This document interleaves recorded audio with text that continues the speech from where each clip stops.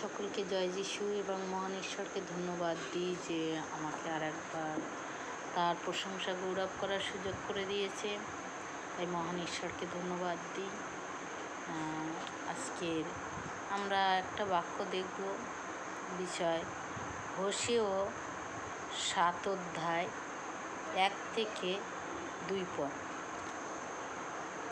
আমরা অনেক সময় সুস্থতা পেতে চাই, আশীর্বাদ পেতে চাই, কিন্তু কারণ আমরা অনেক সময় পাই না। কেন পাই না সেইটা দেখব আজকে। বলছে, আমি যখন ইসরায়েলকে সুস্থ করিতে চাই, তখন ইফ্রাইমের অপরাধ ও সমরিয়ার দুষ্টতা প্রকাশ পায়, কারণ তাহারা প্রতারণার কার্য করে, ভেতরে চোর প্রবেশ করে, বাহিরে দস্যুদল লুণ্ঠন করে, আর তাহাদের সমস্ত দুষ্টতা যে আমার স্মরণে আছে, ইহা তাহারা অন্তঃকরণে বিবেচনা করে না। এখন তাহাদের কার্য সকল তাহাদিগকে ঘিরিয়াছে, আমারই দৃষ্টিগোচরে সে সকল রইয়াছে। আমরা দেখতে পেলাম যে এখানে সত্যি আমরা ঈশ্বরের আশীর্বাদ পেতে চাই, আমরা ঈশ্বরের করুণা পেতে চাই, আমরা ঈশ্বরের কাছে সুস্থতা পেতে চাই, কিন্তু বাইবেল কি বলছে যে তারা অন্তঃকরণে বিবেচনা করেন। আমরা চিন্তা ভাবনা করি না, সত্যি কেন আমরা আশীর্বাদ পাচ্ছি না, কেন আমরা ঈশ্বরের আশীর্বাদ থেকে বঞ্চিত।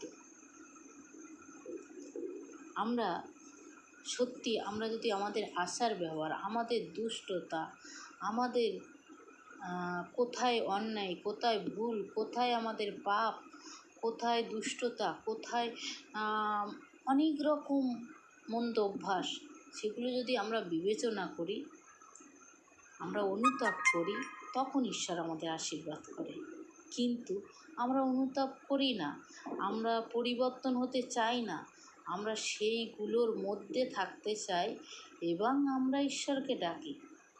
কি ঈশ্বর আমাদের আশীর্বাদ করবে? না, কোনো দিনই করবে না।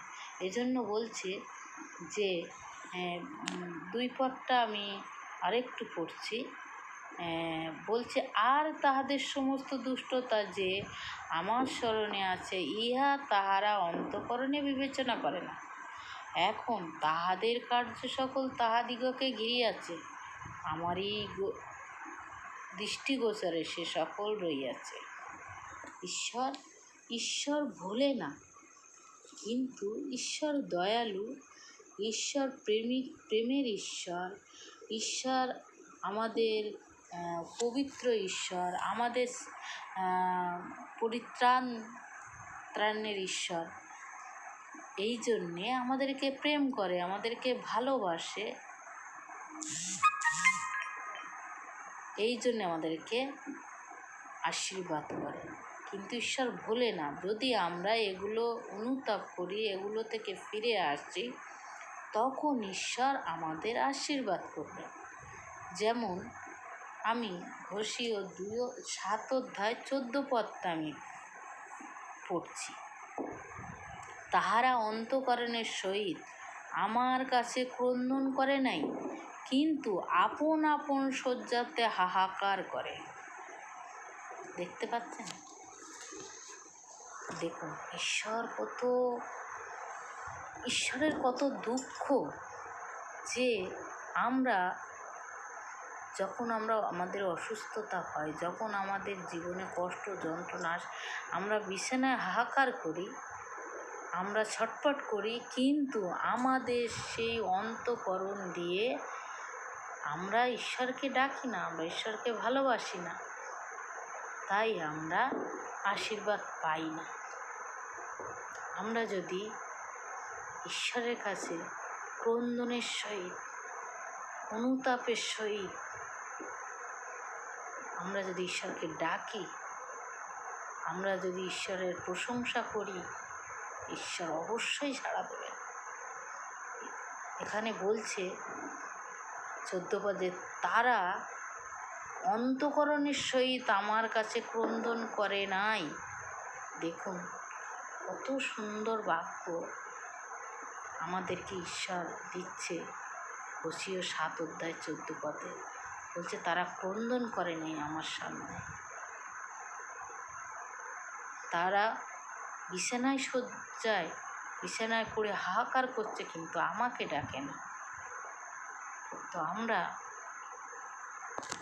যাকেই আমাদের কষ্টের কথা, আমাদের যন্ত্রণার কথা, আমাদের দুঃখের কথা, আমাদের সুস্থতার কথা যাকেই জানাবো, আমরা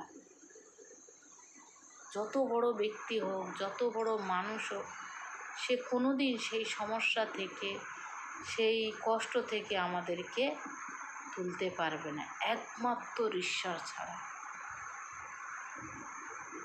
আজকে আমরা যেন ঈশ্বরের কাছে ফিরে আসি। প্রভু যিশু সর্বসময় আমরা যতই অন্যায় করি, পাপ করি, তিনি আমাদের জন্য দুহাত বাড়িয়ে বসে আছে। তো আমরা যেন ঈশ্বরের কাছে ফিরে আসি এবং আমরা অনুতাপ করি আমাদের আচার ব্যবহারের জন্য, আমরা পরিবর্তন হই। ঈশ্বর আমাদের স্বাধীন চেতনায় ছেড়ে দিয়েছে বলে আমরা যা খুশি তাই করছি। আমাদের ঈশ্বর পবিত্র ঈশ্বর, আমাদের ঈশ্বর দয়ালু ঈশ্বর, আমাদের ঈশ্বর মহান ঈশ্বর। আমাদের ঈশ্বর জোর করে কিছু পেতে চায় না, আমাদের ভালোবাসে। তাই বলছে, আমার ছেলে এবং আমার মেয়ে, তোমরা তোমাদের স্বাধীন চেতনায় ছেড়ে দিয়েছে। তোমরা ভালো করলে ভালো করো, মন্দ করলে মন্দ করো, কিন্তু আমরা যদি ভালো করি ভালো ফল পাবো, মন্দ করলে মন্দ ফল পাবো। আমাদের ঈশ্বর জোর করে বলেন না যে তোমাকে আমার পথে আসতেই হবে, তোমাকে এটা করতেই হবে, না, জোর করেন না ঈশ্বর।